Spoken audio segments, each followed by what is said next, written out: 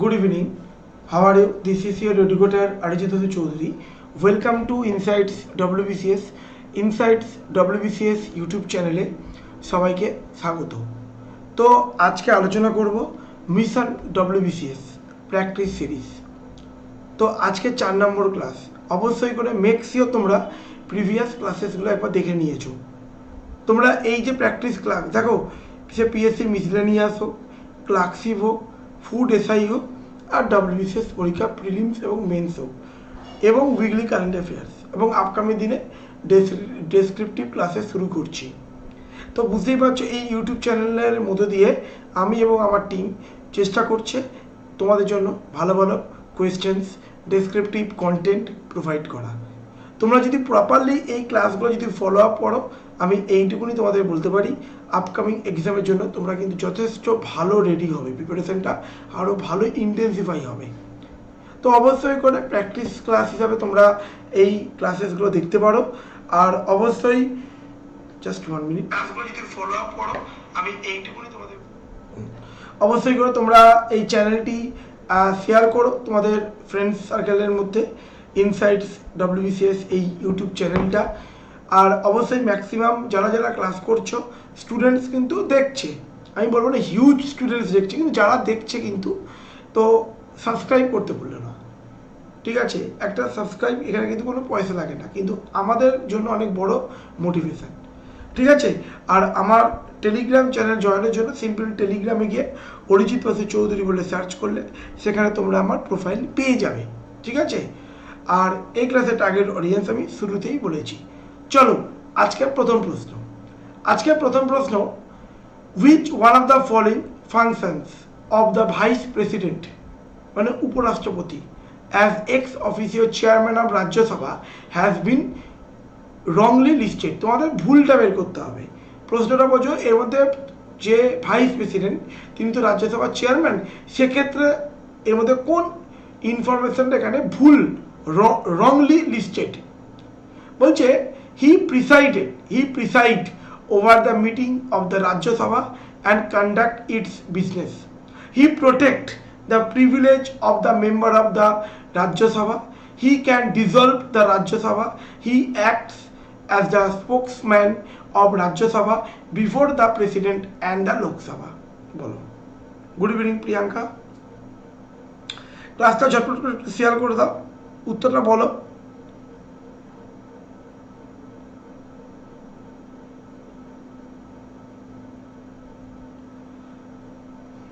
তোমরা জানো রাজ্যসভা কিন্তু পার্মানেন্ট বডি, ঠিক আছে? রাজ্যসভা কোনোদিন ডিজলভ হয় না, এটা আমরা জানি। সে অর্থে দেখো তিনি অবশ্যই রাজ্যসভার সমস্ত মিটিং তিনি কন্ডাক্ট করেন। লোকসভার যে স্পিকার, রাজ্যসভার চেয়ারম্যান, সিম্পল। অবশ্যই he protect the privilege of the member of Rajya Sabha, তিনি প্রোটেক্ট করেন রাজ্যসভা মেম্বারসদের privileges. He act as the spoke person of Rajya Sabha before the president and the Lok Sabha. তো এই হলো ব্যাপার। সেখানে এখানে ভুলটা কোনটা? ভুলটা C, he can dissolve the Rajya Sabha, কারণ রাজ্যসভা পার্মানেন্ট হাউস, কোনোদিন ডিজলভ হয় না। The vice president of India, the second highest constitutional office in the after the president. President হলো first constitutional body, highest first, আর সেকেন্ড ইজ ভাইস প্রেসিডেন্ট।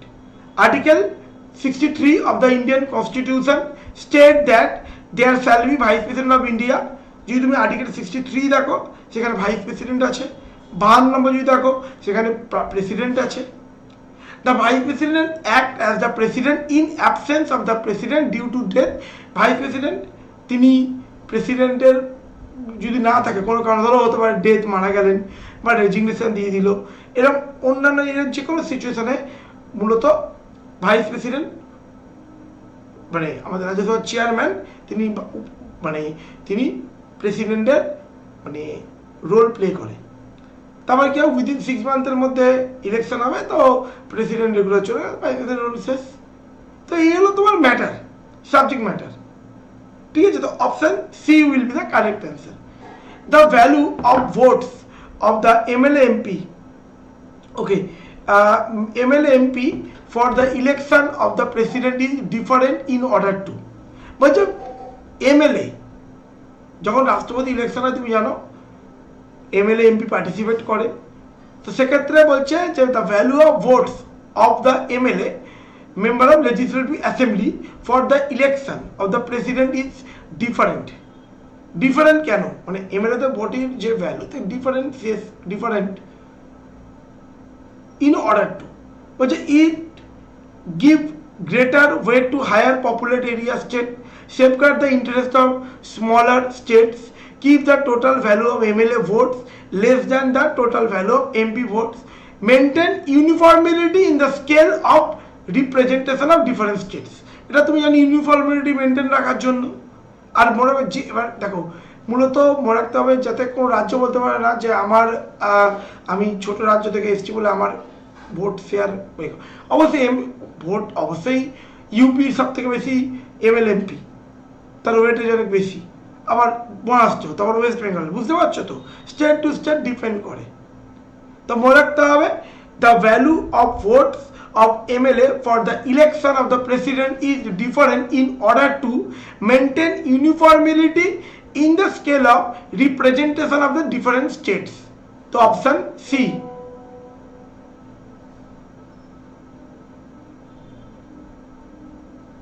বুঝেছো?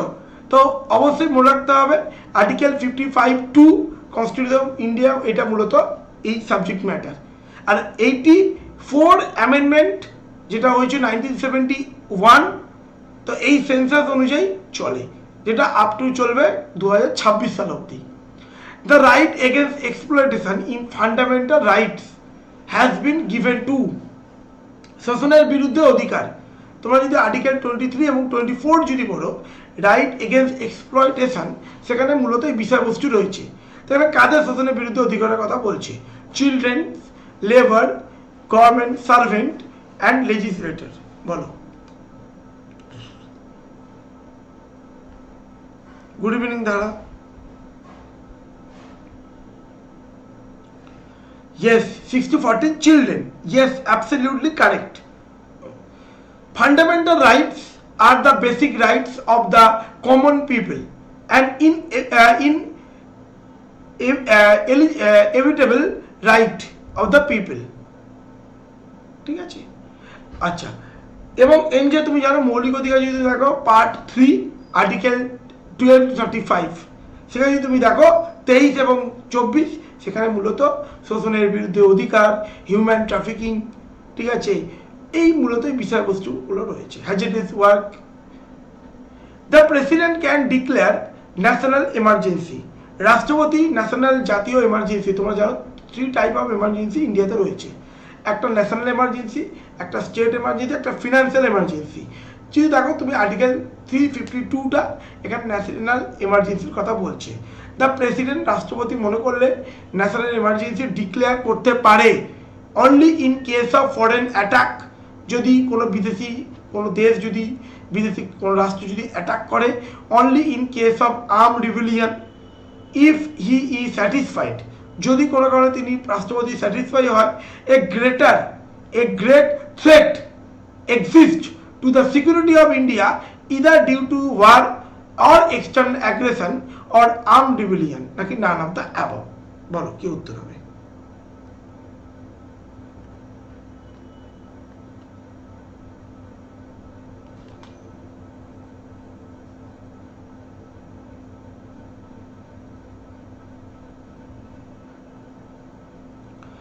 তো অবশ্যই war, external aggression and আনরিভিলেন্স, যেটা কু বলি। তো সেক্ষেত্রে এই ধরনের সিচুয়েশন যদি তিনি রাষ্ট্রপতি স্যাটিসফাই হয়, তো এরকম ট্রেড যদি দেখা যায় সেক্ষেত্রে হতে পারে এমার্জেন্সি। একদম Priyanka Dhara, your apps both are correct. তো national emergency can be declare on the basis of external aggression or arm rebellion in whole of India or a part of territory. পুরো ভারত জুড়ে হতে পারে, বা পার্টিকুলার যে রাজ্য, মানে হয়তো পার্টিকুলার কোনো একটা অংশে যেখানে এরকম ইনস্টেবল সিচুয়েশন অ্যারাইজ হয়েছে সেখানে হতে পারে। তো এখনো পর্যন্ত আমাদের দেশে যদি ন্যাশনাল এমার্জেন্সি যদি দেখতে পাই, হয়েছে 1962 China war, Indo China war, 1971 Pakistan war, and 1975 declare by Indira Gandhi. তো এই হলো তিনটে সময়, এই তিনটে টাইম মনে রাখতে হবে অ্যাট প্রেজেন্ট। কিন্তু আমাদের দেশে এখনো পর্যন্ত কোনো রকম ফিনান্সিয়াল এমার্জেন্সি কিন্তু আমরা এখন পর্যন্ত হয়নি। The office of the whip is mention the whip জারি করা। তোমরা জানো এটা অবশ্যই, তোমরা যদি দেখো অ্যান্টি ইনফেকশন আমরা পড়িয়েছিলাম, তো সেখানে আমি অনেক ডিটেলসে আগে পড়িয়েছিলাম। হুইপ জারি করতে পারে, ধরো আমার দল একটা, ধরো পার্লামেন্টে ভোটাভুটি হচ্ছে, আমি ধরো বিরোধী আছি, বিরোধী দল একটা রাজ্যের দল, তো সেক্ষেত্রে আমি আমার পার্টিকে বলে দিই, ভাই তুমি পক্ষেও দিও না বিপক্ষেও দিও না। আমার দলে কোনো একটা এই মেম্বার কী করলো, পার্টির মানে কথা না শুনে পক্ষে ভোট দিয়ে, তখন হুইপ জারি করা যেতে পারে। এটাই তো সমস্যা হয়, সাধারণ ব্যক্তি সে কোনো একটা পার্টি হয়ে ইলেকশন দাঁড়ায় এবং ভোটে যেতে, কিন্তু দায়বদ্ধ কিন্তু পার্টির প্রতি না হয়ে মানুষের প্রতি হওয়া উচিত, এটা আমার মতে বলে। তো যাই হোক, এক্ষেত্রে এটা কোথায় আছে mention, constitution of India, rules of the house, in a separate parliamentary statute, নাকি নান অফ দ্য অ্যাবভ? বলো। রুলস অফ দ্য হাউস, তো একদম ডি হবে, none of the above, none of the above. বুঝতে পারছো 51 এর অ্যান্সার কি হলো? 51 এর অ্যান্সার হলো নান অফ দ্য অ্যাবভ। না বুঝতে পারলে বলো আমাকে, ঠিক আছে? কেন বলে দিচ্ছি, in India the party whip direct the party member two strict to the party stand on certain issue and direct them to vote as per the direction of senior party members.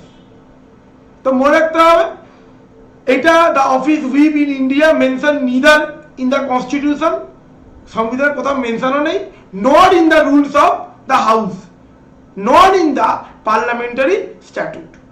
তো এটা মূলত it is based on the convention of the parliamentary government, যেমন kitchen cabinet, এটা conventional. এখন ধরো লোকসভার যে বিরোধী মানে যে বিরোধী দল থেকে হয়ে আছে, এটা সংবিধান যে বিরোধী থেকেই হতে হবে, এটা হয়ে আসছে। এই সরি বলা ভুল, আমার একটু টেকনিক্যালি বলা ভুল, এটা ভুল, ইনফরমেশনটাই ভুল। ধরো স্পিকার, লোকসভা স্পিকার বা রাজ্যসভার স্পিকার, চেয়ারম্যান বলা ভুল, লোকসভা স্পিকার অথবা রাজ্য বিধানসভা স্পিকার, কোথাও সংবিধানে মেনশন করা নেই যে রুলিং পার্টি থেকে হয়ে আছে, কিন্তু হয়ে আসছে, এটা কনভেনশনাল। পয়েন্টটা বুঝতে পারলে? The representation of UT state and UT Rajya Sabha are elected by, বলছে representative of state and UT union territory, রাজ্য এবং কেন্দ্রশাসিত অঞ্চল, ইন রাজ্যসভা ইলেক্টেড বাই, কাদের ইলেক্টেড হয়? তো বলছে the members of the state legislative assembly only, কদিনই তো রাজ্যসভা ইলেকশন হচ্ছে, the elected member of state legislative assembly only, the system of proportional representation by means single transferable vote। আর পড়তে লাগে ভাই, এসব প্রশ্নগুলো পড়তেই লাগে না, আমি এই জন্য নিউজ টিউজ দেখো, নিউজ টিউজ পড়ো। কারেন্ট ইনফরমেশন যদি তোমাদের গ্যাদার করতে হয়, নিউজের বিকল্প হয় না। প্রপার যদি তোমরা নিউজ টিউজগুলো দেখো, তো তোমরা ইজিলি অ্যান্সার করে আসতে পারবে। তো তুমি জানো রাজ্যসভা, অবশ্যই তুমি এটা মনে রাখতে হবে, অবশ্যই রাজ্য বিধানসভার একটা রোল থাকে, দ্য ইলেক্টেড মেম্বার যারা স্টেট লেজিসলেটিভ অ্যাসেম্বলি তারা ইলেক্ট করে, আর ইলেকশন কমিশনের নিজের রোল থাকে, এখানে মূলত ওই সুপারিনটেন্ডেন্টের ইলেকশনটা হয়। এবং ইলেকশনে কি হয়, system of proportional representation by mean single transferable vote. এই ইনফরমেশনগুলো জানতে হবে, তার জন্য আপকামিং দিনে যখন আমি ডেসক্রিপটিভ যখন প্রেসিডেন্ট পড়াবো, সেখানে এইগুলো আলোচনা করবো। আর proportional representation by mean single transferable ভোটের ব্যাপার স্যাপারগুলো পড়িয়ে দেবো। তো 2 এবং 3, ঠিক আছে? আর মনে রাখতাম মেম্বার, আমি প্রথমে বলছিলাম পার্মানেন্ট রাজ্যসভা পার্মানেন্ট হাউস, তো অবশ্যই অ্যাকচুয়ালি মেম্বাররা রিটায়ার করে 6 বছর অন্তর অন্তর, 6 বছরের টার্ম হয়। 1/3 মেম্বার, 1/3 নট 2/3, 3 জনে একজন। 1/3 মেম্বার কি হচ্ছে, রিটায়ার করে, মানে এভরি 2 ইয়ার্স, নট ওয়ান্স, প্রতি 2 বছর অন্তর অন্তর 1/3 মেম্বার কি করে, রিটায়ার করে। ম্যাক্সিমাম স্ট্রেংথ কত, 250, আর এখন এই মুহূর্তে স্ট্রেংথ কত আছে, 245। এই তো ব্যাপার।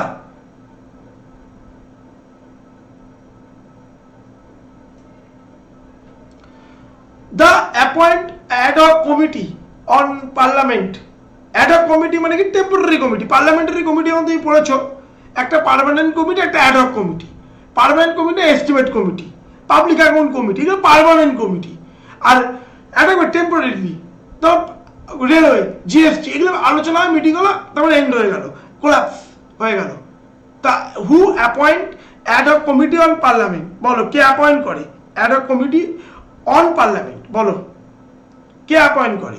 হু appoints ad hoc committee on parliament? Speaker of Lok Sabha, chairman of Rajya Sabha, both A and B, নাকি নান অফ দ্য অ্যাবভ? এটা তোমাদের বলতে হবে।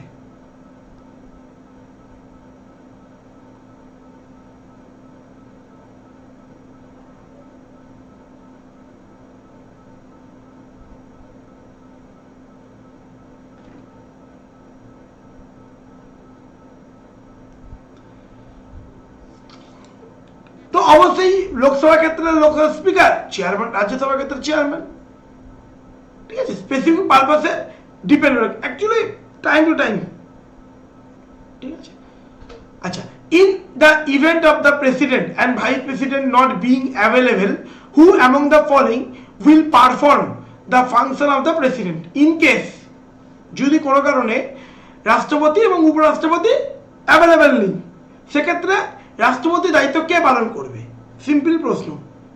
PM, speaker of Lok Sabha, chief justice of India CGI, না আমাদের senior most governor of states? বলো। স্টেট, সরি স্টেটস বলা ভুল, স্টেট।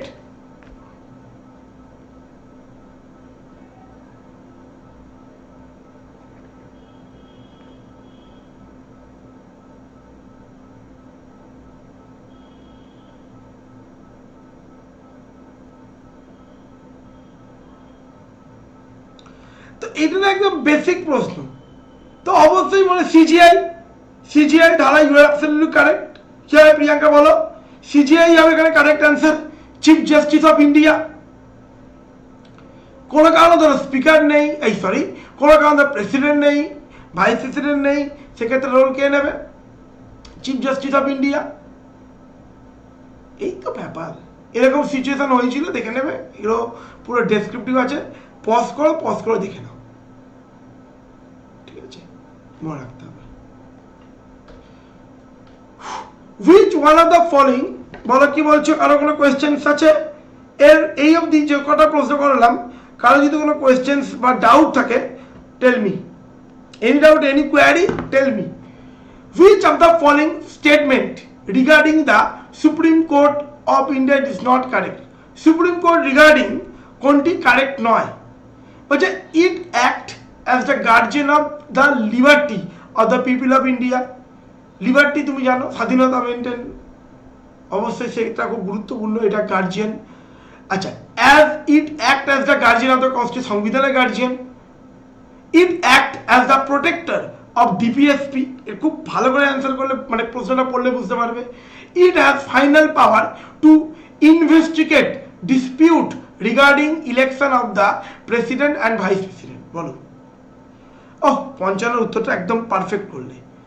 অবশ্যই তিনি গার্জিয়ান, সাধারণ মানুষের মৌলিক অধিকার রক্ষার্থে তিনি গার্জিয়ান সংবিধানের। তিনি অবশ্যই যদি কোনো সময় Lok Sabha, Rajya Sabha, president, vice president ইলেকশনে যদি কোনো সময় ডিসপিউট অ্যারাইজ হয়, সেক্ষেত্রে কিন্তু অবশ্যই কিন্তু কার রোল থাকবে? মেক্সিওর সিজিআই রোল থাকবে। কিন্তু মনে রাখতে হবে তিনি হলো ইন্টারপ্রিটার, কিন্তু তিনি কিন্তু ডিপিএসপি তো এনফোর্সই হয় না। DPSP shall not be enforceable in any court. তাহলে কি করে তিনি প্রোটেক্ট করবে? অবশ্যই রাষ্ট্র পরিচালনা নীতি নির্দেশকের পর থেকে বলেছিলাম, রাষ্ট্র যখন কোনো জিপিএসপির যদি কোনো প্রভিশন যদি মৌলিক অধিকারের পরে ইমপ্লিমেন্ট করতে, যেমন তুমি রাইট টু এডুকেশন, এখন fundamental provision, uniform civil code বলেছে এটা ফান্ডামেন্টাল রাইটে নিয়ে আসবে। রাইট টু ওয়ার্ক হয়তো ফান্ডামেন্টাল রাইটে নেই, কিন্তু সরকার চেষ্টা করে as much as possible job create করা।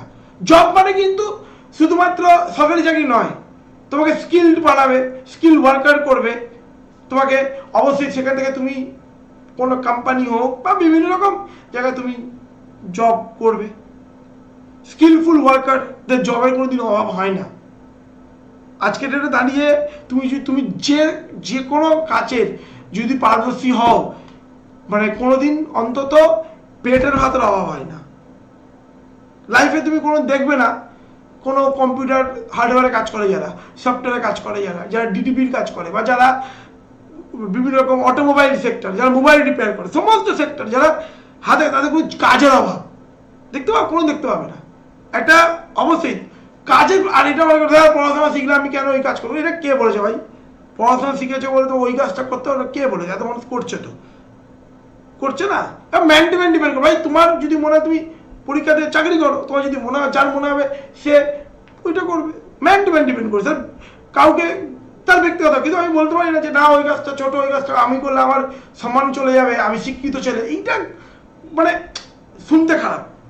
দিনে তো রোজগার, তাই বড় কথা। তো অবশ্যই খুব গুরুত্বপূর্ণ। দেখো আমি আমার বক্তব্যের কথা বললাম, কারো পরবর্তীকালে এটা কন্ট্রোভার্সি না হয়, এটা তোমার আবার তোমার নিজস্ব একটা সেপারেট মত থাকতে পারে, ওপিনিয়ন থাকতে পারে। এটা আমি আমার মত একটা বললাম, গ্রাউন্ড বললাম। আচ্ছা, the concept of DPSP was borrowed from the Irish Constitution, while the most of the fundamental rights negative obligation on the state, DPSP are positive obligation বলা হয়। The salary of Chief Justice and other judges of Supreme Court, salary বলো, salary chief জাজ এবং আদার জাজের কোথেকে withdraw করে, cannot be reduced under the any, আচ্ছা salary regarding এর মধ্যে কোনটি তোমাকে বলতে হবে, কোন অপশনটি correct? cannot be reduced under any circumstances, কোনো গ্রাউন্ডে, কোনো পরিস্থিতিতে রিডিউস করা যাবে না, কমানো যাবে না। Can be reduced by parliament by 2/3 majority, parliament মূল্য করে কমাতে পারে 2/3 মেজরিটি পাস করে CJI salary. Can be reduce during the national emergency, যখন জাতীয় এমার্জেন্সি তখন রিডিউস করা যেতে পারে।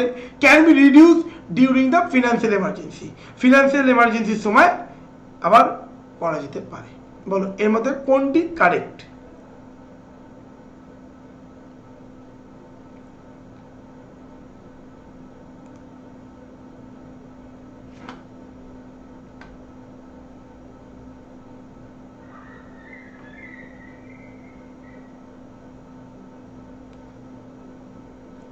তো দেখো এটা কমন সেন্স। যখন ফিনান্সের একদমই 56D, যখন কোনো সময় আর্থিক এখনো হয়নি ভারতবর্ষে, সেক্ষেত্রে কমানো যেতেই পারে। Article 125 of Indian constitution leaves it is to the Indian parliament to determine the salary and other allowance, leave of absence, pension etcetera. ঠিক আছে, তো যাই হোক এরকম সিচুয়েশন অ্যারাইজ হলে কমানো যেতে পারে। The central government can legislate on a subject in the state list. তোমরা জানি ইউনিয়ন লিস্টে ইউনিয়ন কেন্দ্র ল বানায়, স্টেট লিস্টে রাজ্য ল বানায়, আর কনকারেন্টে তোমরা জানো কেন্দ্র রাজ্য বোধ ল বানায়। এবছর প্রশ্ন দিয়েছিল WBCS পরীক্ষা যে ভাই অল ইন্ডিয়া পোস্ট ক্রিয়েটের ক্ষেত্রে কার রোল থাকে? তো অবশ্যই রাজ্যসভার রোল থাকে, কারণ তুমি স্টেট ক্যাডারে কাজ করবে, তো রাজ্য কাউন্সিল অফ স্টেট। যাই হোক সেটা তোমরা আমাকে বলো। If the parliament passes a resolution, যদি রাজ্য পার্লামেন্ট যদি রেজলিউশন পাস করাতে পারে, if the president issue and ordinance to this, অর্ডিন্যান্সের মাধ্যমে কোনো কারণে যদি রাষ্ট্রপতি এটা ইস্যু করে, আচ্ছা the supreme court grant necessary authority to the parliament, supreme court যদি বলে যেটা অথরিটি দেয় পার্লামেন্টকে, Rajya Sabha passes a resolution by 2/3 majority declaring that particular subject in state list to be national importance. অবশ্যই issue in public interest, national interest, সেই গ্রাউন্ডে যদি Rajya Sabha 2/3 majority দিয়ে যদি ডিক্লেয়ার করে পার্টিকুলার সাবজেক্টের উপরে, স্টেট সাবজেক্ট, সেক্ষেত্রে রাজ্য ল বানাতে পারে, রাজ্যের লয়ের উপরে কেন্দ্র ল বানাতে পারে। যদি কোনো রাজ্য যদি রিকোয়েস্ট করে, 1-2 রাজ্য রিকোয়েস্ট করলো, সেই গ্রাউন্ডেও হতে পারে। সিচুয়েশন টু সিচুয়েশন ডিপেন্ড করে, বুঝেছো বাবা? এটা এরকম না এই জন্যই এরকম ব্যাপার, এটা ডিপেন্ড করবে situation to situation, case to case. ঠিক আছে, স্টেট সাবজেক্টের যেমন ল অ্যান্ড অর্ডার সবথেকে গুরুত্বপূর্ণ কিন্তু। তো যাই হোক আর্টিকেলগুলো তোমাদেরকে অবশ্যই করে পড়তে হবে, বা এই তোমাদের এই প্রভিশনগুলো যে তোমাদের পড়তে হবে।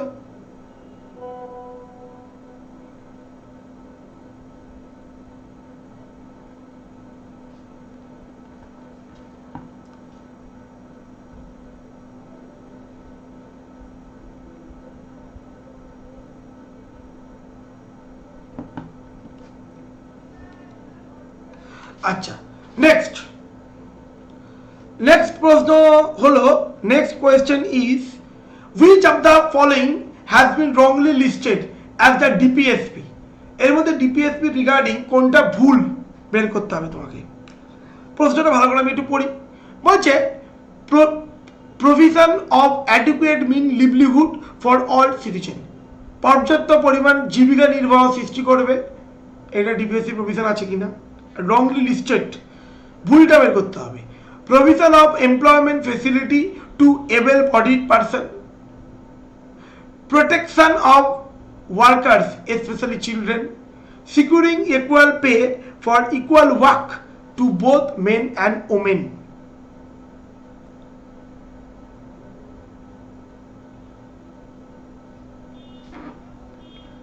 তুমি যদি ডিপিএসসি পড়ো না, তুমি কোথাও দেখতে পাবে না যে এমপ্লয়মেন্ট ফেসিলিটির কথা বলেছে এবেল বডি, প্রতিবন্ধী বা ন।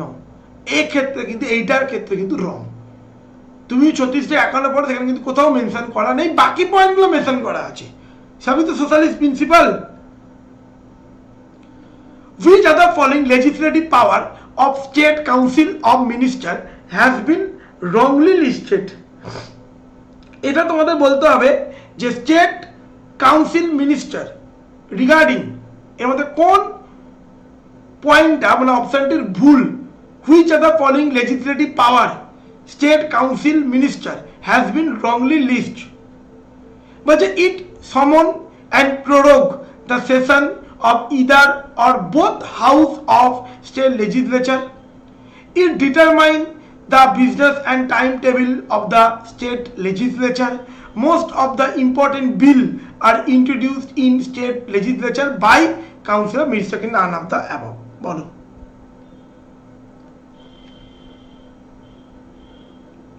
দেখো আমি তোমাদের আবার বলছি, বিধান পরিষদটা অবশ্যই মনে রাখতে হবে, আর বিধানসভাটা প্রথমে। স্টেট লেজিসলেটিভ অ্যাসেম্বলি বা কাউন্সিল,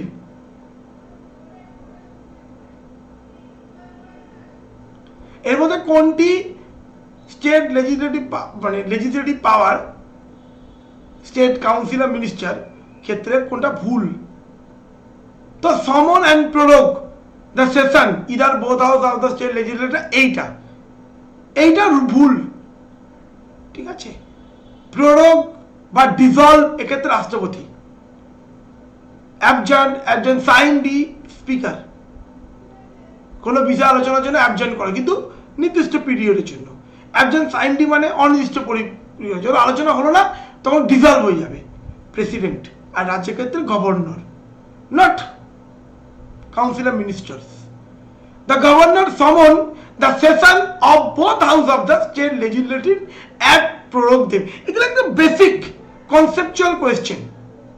আমি দীর্ঘদিন ধরে ইন্ডিয়ান পলিটি পড়াচ্ছি, তো এগুলো যদি দেখো, এগুলো এই শব্দগুচ্ছ prorogue, dissolve, absent, absent sine die, question hour, zero hour, এই যে সাংবিধানিক যে শব্দ, এগুলো তোমাদের কিন্তু পড়তে হবে। ডিজলভ মানে কি, সরকার পড়ে যেতে পারে। আচ্ছা, the subject which both the central and state can legislate are contained in, যেখানে যে সাবজেক্ট যে মানে কন্টেন্ট কেন্দ্র এবং রাজ্য বানায় তাকে কোনটাকে বলে, এবার কোনটাকে বলে। ইউনিয়ন লিস্টে বোথ সেন্ট্রাল অ্যান্ড স্টেট লিস্টে both central and state law make করে। কনকারেন্ট না রেসিডুয়াল পাওয়ার, এটা কনকারেন্ট হবে। কনকারেন্টের ক্ষেত্রে বোথ লোক মানে central and state law make করে। যুগ্ম তালিকা, এডুকেশন, ফরেস্ট। ইউনিয়নের ক্ষেত্রে কেন্দ্র ল বানায়, স্টেটের রাজ্য ল বানায়, আর রেসিডুয়াল মানে যেটা পার্লামেন্ট এনজয় করে 248, যেমন আইটি মানে ইনফরমেশন টেকনোলজি। তো হয়ে গেল। তো আজকে অবধি রইল, আর শুভ সন্ধ্যা। এই ক্লাস এখানে এন্ড করলাম। কালকে 61 থেকে হবে। তো এই ধরনের প্রশ্নগুলো তোমাদের প্র্যাকটিস করতে হয়। কালকে চেষ্টা করব 45 মিনিট থেকে 50 মিনিট অবধি ক্লাস যাতে টেনে নিয়ে যাওয়া যায়, ঠিক আছে? তো অবশ্যই শেয়ার করো, চ্যানেলটি সাবস্ক্রাইব করো। আর আমি কাল শুক্রবার থেকে ক্লার্কশিপের একটা সিরিজটা কন্টিনিউ শুরু করছি, ক্লার্কশিপ আর WBP, ঠিক আছে? এই বলে আছে ক্লাস এখানে আমি এন্ড করলাম। বুঝতে পারছি আজকে যে কোনো প্রশ্ন করিয়েছি, প্রতিটা প্রশ্ন কিন্তু এক্সামের জন্য ইম্পর্টেন্ট। তো ভালো করে পড়ো। দেখা হবে আগামীকাল ঠিক এই একই সময় আর এই